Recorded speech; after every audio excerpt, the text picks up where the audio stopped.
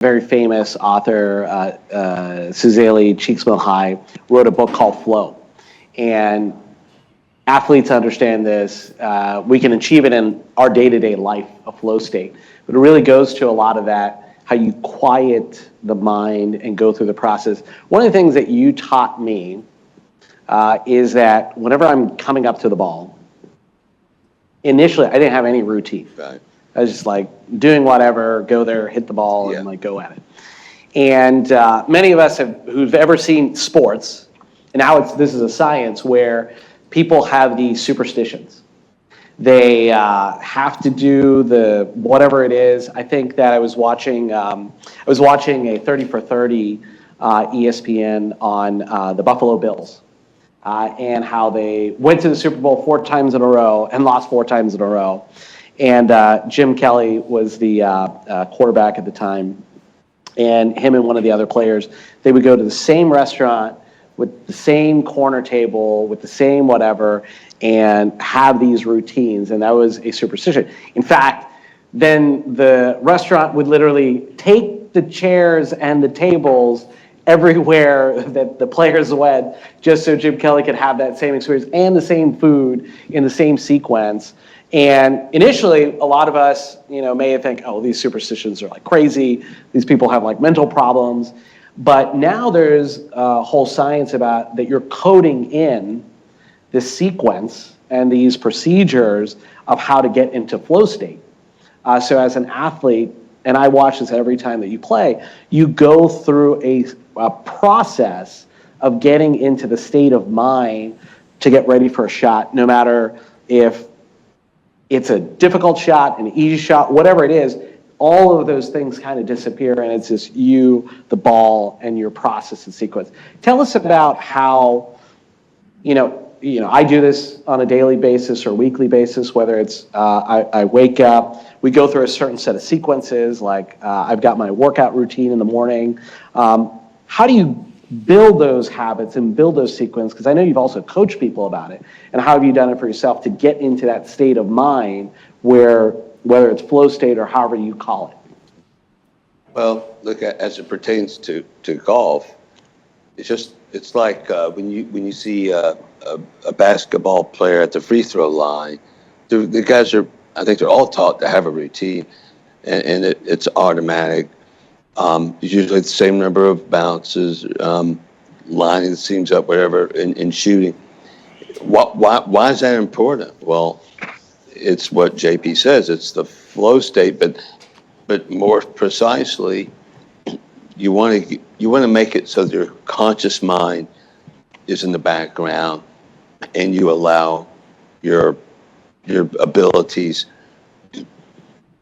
without conscious interference. So the conscious mind can interfere with the process. But if you stand at the free throw line and you do the same thing every time and you practice it over and over and over, then your eyes hit the rim and you react. And that's what you want to do.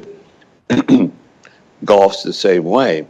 And you were playing golf and you didn't have any routine, right? You would just sort of walk up and hit it. And so I said, JP, you need to have a routine.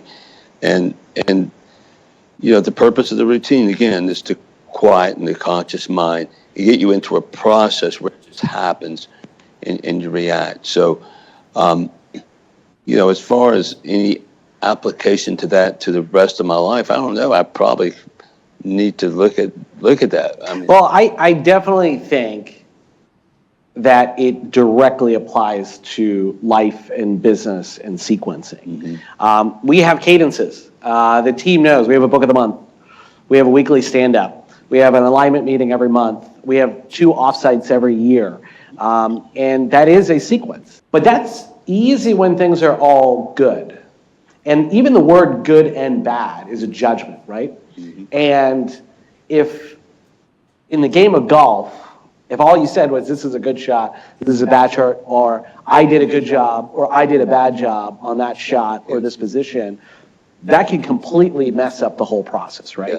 Because what I've seen the best in the world, and I'm sure many of you have, whatever sport it is, it's whatever the shot is, and you've taught me this as well, you're just showing up to that shot for the first time.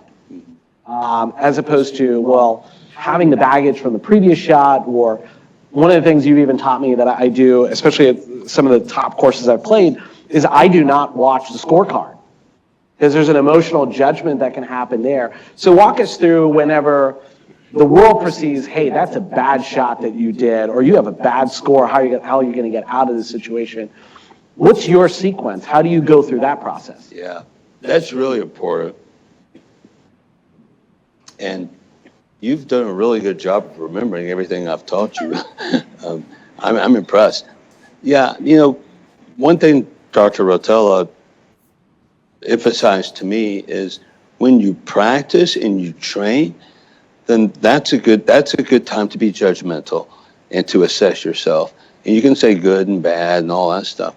But when the bell rings and you're playing, you're performing, you don't want to have that mentality. It's a performance mentality. And the performance mentality is about looking forward. It's not about judging and being hard on yourself. You want to be your best friend when you're performing. You don't want to be beating yourself up. And if you watch a golf tournament, you'll see people who beat themselves up, and you'll see people like Rory who don't do that. They're looking forward and they're always being positive, because you've got 18 holes, and everything's ahead of you. So another thing he said is, and I think about this often. I don't think I've told you this one, but it's exactly what we're talking about right now. He says, leave your conscious mind in the locker room. So it's like when you're in the locker room, maybe you're thinking about what you're going to do and all this, and that's when you're usually kind of nervous. But then when you leave the locker room, it's just he wants you to react and don't judge yourself. And of course, on the golf course, you have to have your conscious mind to figure out whether a putt breaks left or right, or what the wind's doing and all that stuff.